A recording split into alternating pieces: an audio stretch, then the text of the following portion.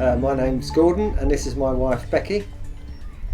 We've been married for 10 years now, and when we first met we wanted to have something of interest that we could both do, so we spoke about lots of different things and came up with the idea of boating. That's where we first got the idea about sailing. But getting to know you guys, we now know that Becky doesn't really like the noise that the boats make, and she doesn't like fish. I don't like the wind. And doesn't like the wind. No. And what about the way the boat moves? I don't like it when it's on its side. Right. That's why we went for a catamaran, not a monohull. Right. What else don't I like? I could probably give you more things I don't like about boating than I do. So what was it that you were able to do that convinced Becky to buy him a boat? I can answer that one. I walked onto this boat. Originally, Gordon wanted a monohull. We both did, going back some time, we did a qualification. We both did a boating qualification on monohulls, and I really didn't like it. Gordon wanted to buy a boat, and we spent, how many years? About 10 years. 10 years looking for a boat. And I kept saying, no, I don't like that, I don't like that. Very dark wood, very old fashioned, very traditional. And no storage for anything that you want to take with you. No, I couldn't get my shoes. What do I do with my handbags? What do I do with my clothes? And then one day, when we was at the Southampton Boat Show, I walked onto this boat and I said, this is it. This is the boat that I want. If you want to buy a boat, you can buy this one. So this is a Naughty-Tech Open 40. So it's a catamaran. It sails, and also you have two engines as well, so you've got the best of both worlds. And it doesn't go on its side. No, it sails flat. It's got wardrobes, spaces for shoes, and all the things that I wanted on a boat. Yeah. Yeah, so that's why we end up with this boat. Now, most people start with a little dinghy, work out, and you guys just went boom. Yeah, we've got 5 cats, and I wasn't leaving my cats behind, so I needed a boat that could take the cats. So it had to be a big boat. So catamaran worked out perfectly. Yeah. and I did think about getting a smaller boat and then learning about how to sail a boat, how to maintain a boat. And every time I thought about that, I kept thinking, well, why would I want to buy something then just to practice on when it's not actually what we want at the end of the day?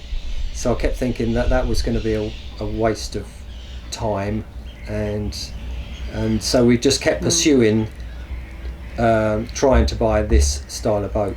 And it took a long time because these are not very often up for sale. So this was a used boat, but very little used. Very little used, yeah. It was about less than a year old when we bought her. The one in the Southampton Boat Show, it had what they call owner's cabin. So one side of the hull is all for the owners. So you have your, I still call it a bedroom. I don't call it a cabin. I still call it a bathroom. I don't call it the heads. So it had its own walk-in shower, its toilet, its bathroom, and everything on that side. So yeah, that was one of the pulls for it, and that's why we bought her. Where did you buy it? I bought it on the internet, so probably everybody tells you not to do, but yeah, so I registered at a couple of sites that advertise second-hand boats for sale. And I just kept looking and just could not find this boat that I wanted. And in the end, we'd got to the point where I was getting frustrated, and I thought, we're just going to have to buy a new one because there are no second-hand boats out for sale because they're quite new. But then one day, this boat popped up on the internet, and I sent him an email and I said, yes, I want to buy it. And he sent email back, but you haven't seen it. Why would you want to buy it? Are you for real? He wouldn't let us. He wouldn't let us buy it. No. You offered him, and he said, no, I'm not going to take an offer. You come to look at the boat. We said, fine. The guy was German. Where's the boat? He said, Spain. Right, okay. We were coming up for Brexit. We were battling against the dates as well. So eventually we went to Spain to look at her, didn't we? And still, we looked and said, and you said, can I offer you? No, I've got to take you on a trial. He was very, very insistent that we made sure it was the boat that we wanted. Yeah, it was good. great. It was really good. We'd agreed a price that we were happy with. So we've bought a French boat from a German in Spain and move it to England. And that was a problem. Before Brexit. Yeah. Yeah. What are your plans in the next year to do with the boat? As long as my work doesn't see this, I will tell you. Well, we're now in May, the end of May.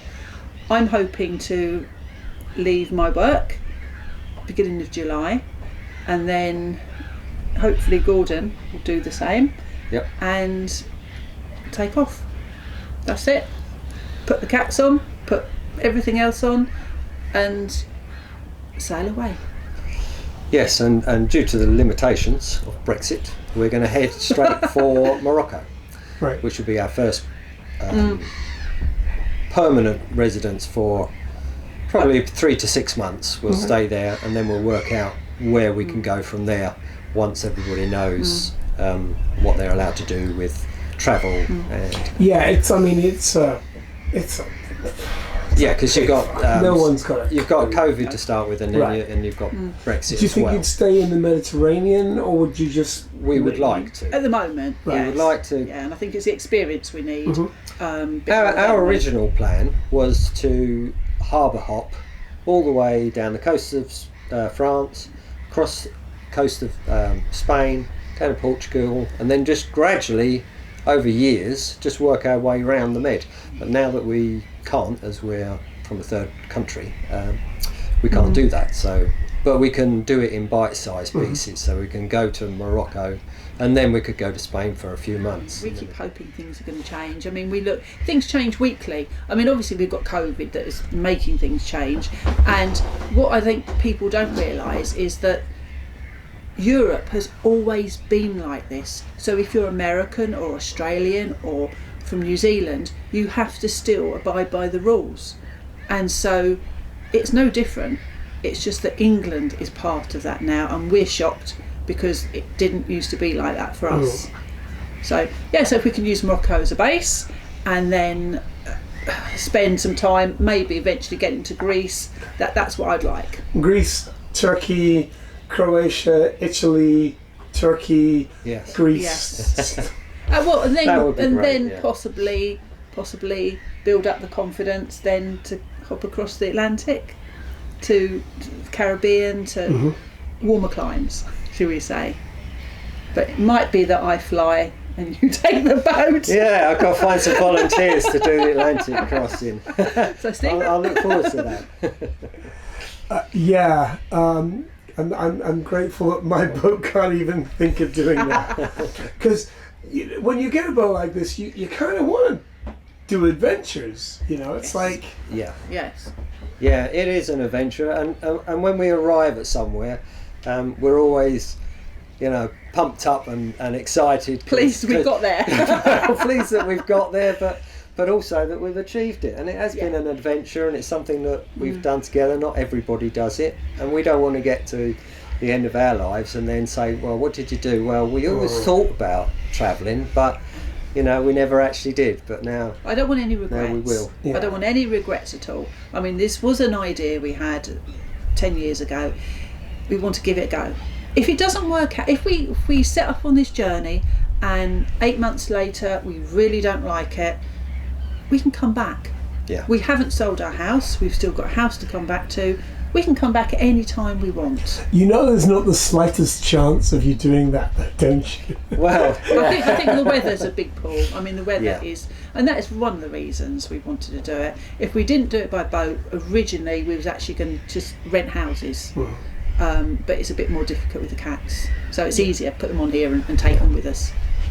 Yeah, we'll hang on. There's the cat over there. One of them. And you do have 5 cats as well. Oh yeah. yes. So we've got 5 Persian chinchillas. So there. That is, it's going to be a task. But It's gonna be a they are a task. house cat. So Yeah. they're used to being indoors. It's not like they're going to go off onto the pontoon and then not No. be seen again. They don't So do anything all day except for sleep anyway. They, So they come up twice a day, and that's for breakfast and dinner. and that's it. I mean, no, they have walked around the boat. I mean, sometimes they go and sit up the front, don't they? If it's nice out there, yeah. Whenever we go out on these boats, we learn stuff. Oh, all the time, every day. Tell me a little story about something you did. Well, actually, it was here, wasn't it? When we moored the boat, and a part of having a boat is being able to get off as well. Is being able to go to lovely places. Is being able to go and see the local, I don't know, village, town, wherever you're going to be. That's part of what I want to do, being a boat. So we moored here before, and there's a little island behind us called Burntwick Island. And I said to Gordon, I'd love to go out there. It's go in the dinghy. Apparently the island is absolutely covered in Victorian pottery and glass, and that really appealed to me. So I thought, right, okay, let's go out there. So we took the dinghy out there and got very involved in digging up these bottles and looking at this pottery, and we hadn't realised the tide had gone out. It hadn't gone out just a little bit, it had gone out way out, and the dinghy was about, I don't know how many, about a quarter of a mile away. So you managed, and the mud, it was mud up to your thighs, so you managed to get into the dinghy and left me on the island, rowed round to the other side, and I honestly didn't think I was going to get off. I thought I was going to be stranded on the island. There's no electricity, there's no water, there's no houses, there's nothing. It's just purely grass, marshland island, and that's something that really scared me. And so now I always check the tides. Yes. I was concerned that we was arriving on a falling tide, and then of course you get involved in looking around, finding stuff, and then you before you know it, the tide's gone out and your dinghy's sitting there in the mud and not in the water. Mediterranean has tides this big. Yeah, no, that's better. So yeah, I mean the tide here will be 5 metres. Yeah. 5 metres of tide. So we have grounded the boat before, actually, and that worked out quite well. That was in the Isle of Wight, wasn't it? yes. It was sand underneath, and we knew the tide was going out, and then suddenly, bump. Ah, right, okay, I think we've grounded it. But being a catamaran, again, it doesn't go over, it can just sit flat. So that was quite good fun, because we waited till the tide went right out. We got out, it was about waist height, the water, and used the time to go and scrub the keel of the boat. Yeah. Literally, we walked all the way around it. Yeah. The first time I went into Swale, because it's everyone goes aground, and I flew my drone over. I prefer to say that I kissed the mud. Yeah. But there's this great big plough going in, and then me backing out again. Oh. And I'm like, oh, that'll get covered up. No one will ever see that. No. You'll still see it. It's still there. A month later, it's still right there. That's just a gesture of friendship. That's how I look at it. I think the other thing that is for us has been a problem is the mooring at Chatham, the lock. Our boat is 7 metres wide, and the lock is 8 metres wide. And That's so it, we yeah. only have half a metre each side of the boat to get through the lock. And then you've got to put your fenders on top of that. So you have a quarter of a metre each side. And that is quite difficult, wasn't it? That took us a long time to build up the confidence to be able to go through the lock on our own. And a lot of fenders. We have We've got a lot of fenders. I can't remember how many. We've got about 20 fenders around us. Yeah. 20 fenders, 10 fenders each side, and then we can just squeeze through the lock. Yeah. I mean, at first we used to ask people to come on board with us. Right. But we now can do it just the two of us, which is good. Yes, because we have headsets. Oh, so we both have a headset each, so a microphone and earpieces, and so Becky can be at the front of the boat talking to me at the back of the boat on the helm, because we can't actually physically see each other. So that makes a massive difference, having that takes all the stress out of it, having a set of headsets without having to shout at each other. It's been really good.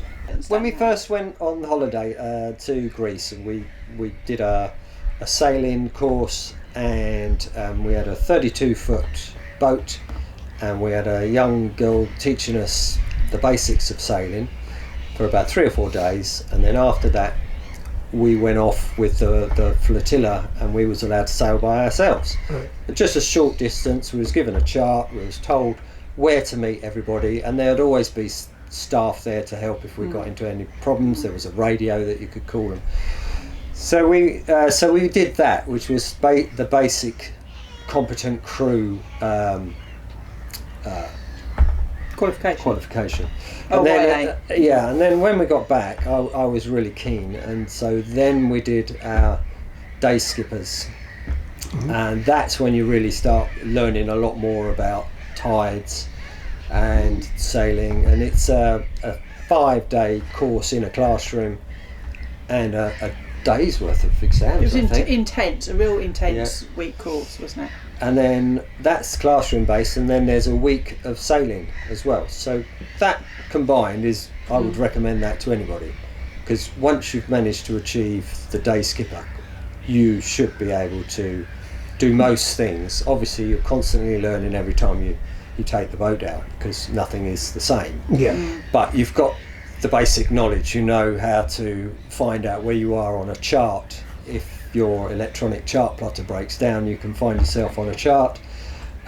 You know what people are talking about when they're talking about North Cardinal or South Cardinal.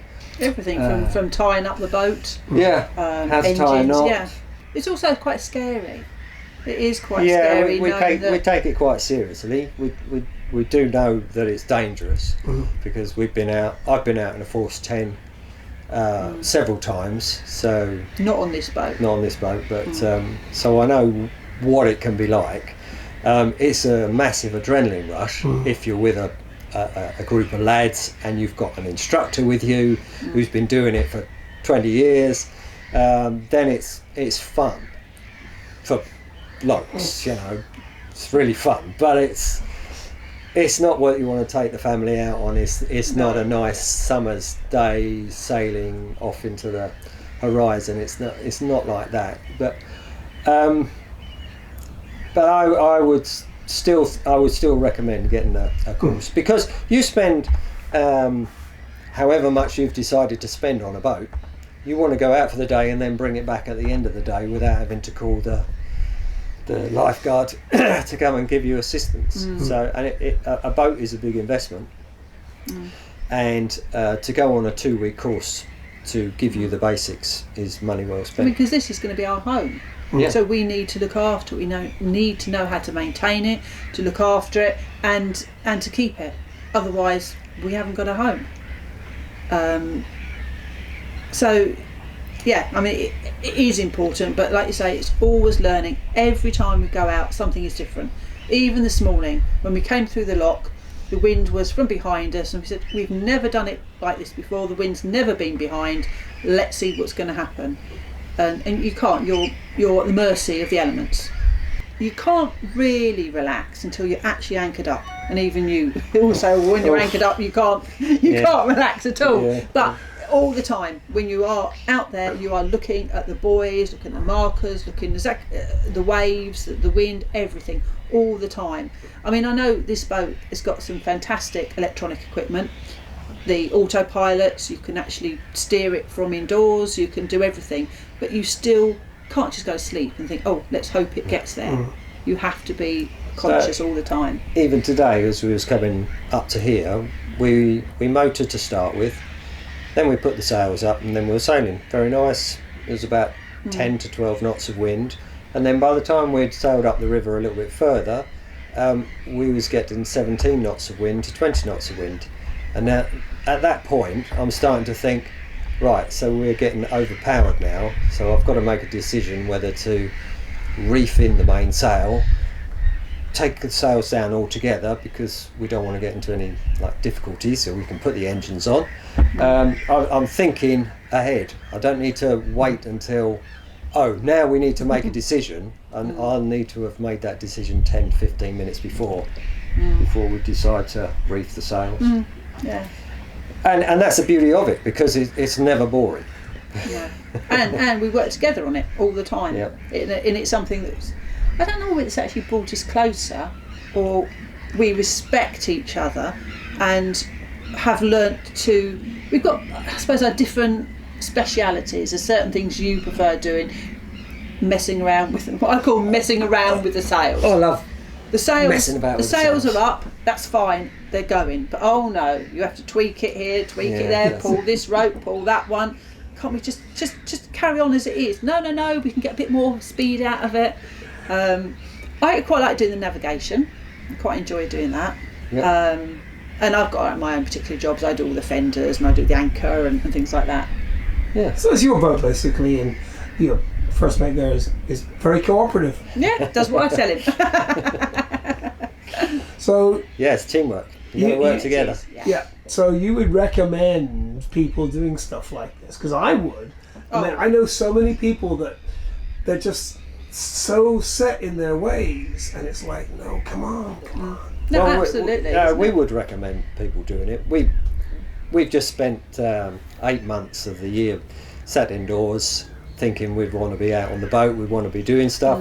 What do you do indoors? You put the telly on, you watch something in the evening, you have your dinner, and then you go to bed.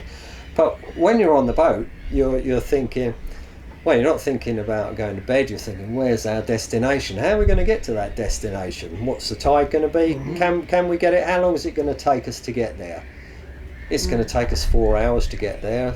Okay, so we can do that. We'll go from here to our next destination. We know that we can do it, and we can keep going, and then we can sail on into the night as well. So yeah, it's great. You can. It's so much better than being indoors. It is. I mean, we wanted a hobby. Going back to your first question, what made you decide to do this? We wanted a hobby, that something we could do together. I mean, Gordon played golf, and I'm not interested in golf. And I said, well, I'd like to learn to sail. So he said, yeah, all right, then we'll go on a course. So unbeknown to me, I came home from work one day and said, I've booked us a sailing course. I said, oh, great. Is it on the lake in Maidstone? Lake? He said, no, it's in Greece. I said, well, what sort of boat is it on then?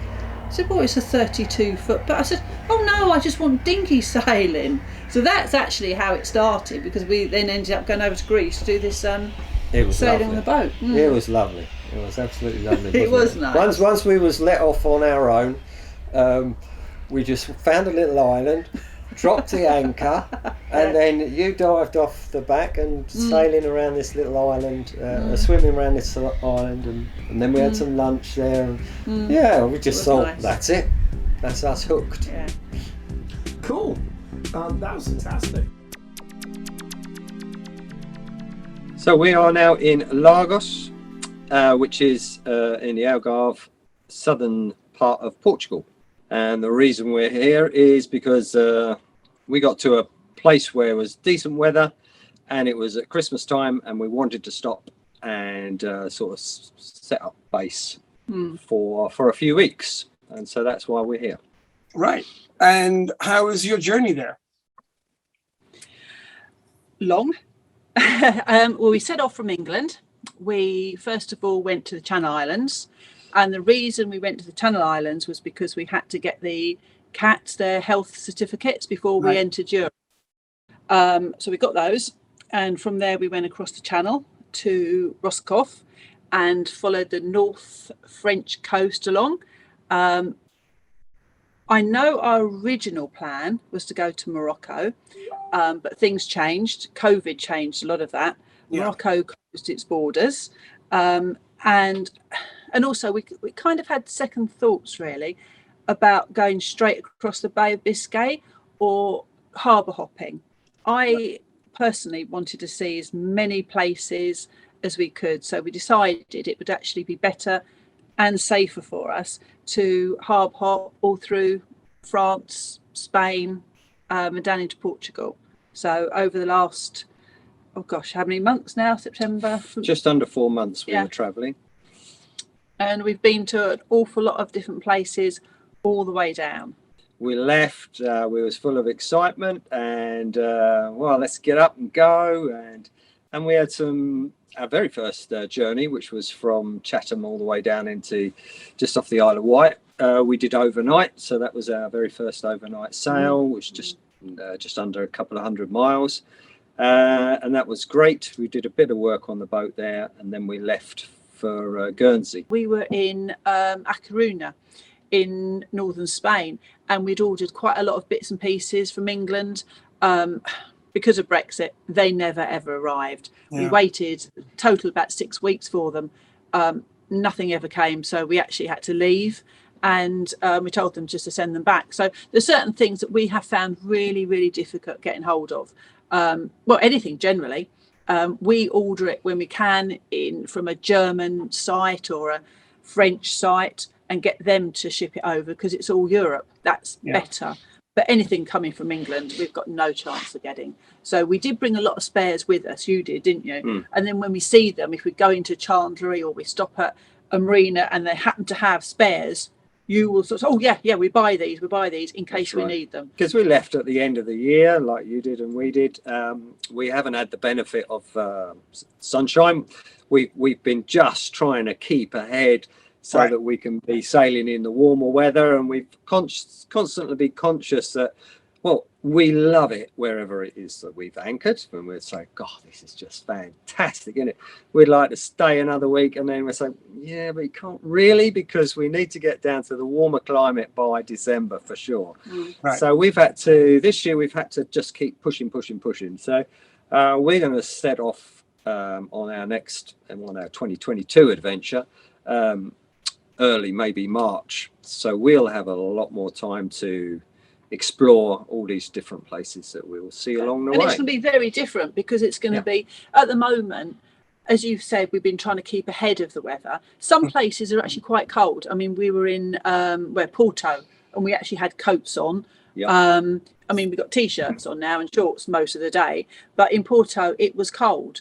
So we are going to hopefully experience a lot of hot weather. So we've been trying to keep warm, and now hopefully it'll be the opposite. It'll actually be trying to keep cool. So we're going to have a whole new load of problems. I just love anchoring. It's just so nice. And then get into your dinghy, go off, find the local village, tie your dinghy up, and then have a walk around a small village, get the basics that you need, and then go back to your boat. So that was really, really good. There is something nice about dropping anchor, isn't there? Yeah. I can't. You're right. I can't quite explain it. I mean, apart from the time, if you remember, only if your anchor comes up again. It is about 5 o'clock in the morning, and the anchor is dragging like. Oh God! Because you know that when we went out, because after that I went out to the forts, and it happened again. Yes, because you were with us then as well. Yeah. So yeah, we do eat out a lot, especially in Spain. We ate out an awful lot because it was cheap, really cheap. I mean, we went to just thinking of one little restaurant, and we had 2 coffees and 2 if you like omelettes, and it was like €2 between us. And it would be more expensive to go and bought the eggs and make them on board. Right. So we do like trying different things. I mean, recently, because we're in Lagos now, recently we went to a big hotel locally, and it's a spa hotel. So we went there for the day and had a spa and the sauna and things like that. It's part of it. It's actually trying all these different things out as well. I did think to myself as I was travelling down to Portugal, I kept thinking to myself, right, so what sort of sailor am I? Am I how would you categorize yourself as and I don't class myself as a sailor. I class myself as a traveller who's using a boat to get from A to B. Yeah, I'm exactly with you. I wouldn't say, look, I am a sailor, and if I've got 1 knot of wind, I'm going to have my sails up and we're going to be traveling at 1 knot and it's going to take us 4 days to get there. As soon as we're not moving, I'm thinking engines on, and because we want to get to our next destination. That's what we are. I mean, I love, if it's ideal for sailing, I'll sail as much as humanly possible to a point where we are not traveling, and then we'll put the engines on. So we are travelers, not pure sailors. Pure sailors. The one thing that you have unfortunately missed out on, and one thing that we have benefited in, are dolphins. You cannot believe what it's like.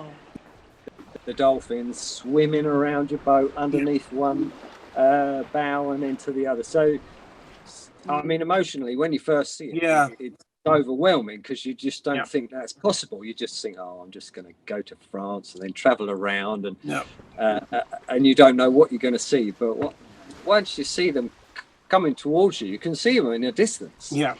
And they're making a beeline for your boat. And first of all, you think, oh my goodness, what's this coming at me? And but yeah, it's dolphins. And, that is a real treat. I think a dolphin's brain per kilogram of body weight is 40% bigger than human brains. It's absolutely possible that dolphins are actually smarter than we are, but they just evolved differently. Yeah, I've heard so many people who are sailor friends of mine say, you know, there's fish and there's whales and there's sharks, but when the dolphins come, it's different. It is different. It's totally. And they swim so close. Yeah. And our boat is changing speed, and it's changing depth because each wave that we're going through, we're changing. And yet they manage to stay exactly in the same place next to the boat, no matter on the conditions that we're going through. They are exactly the same. And then they shoot off and then do a big circle. But there are dolphins in the Mediterranean, so I'm hoping that once I get to the Med, I can cruise and the dolphins will be around me as well. So let's we'll cut this little interview short now. I mean, we can keep talking, but thank you for participating in this, and I'll edit it together and throw it to you tomorrow.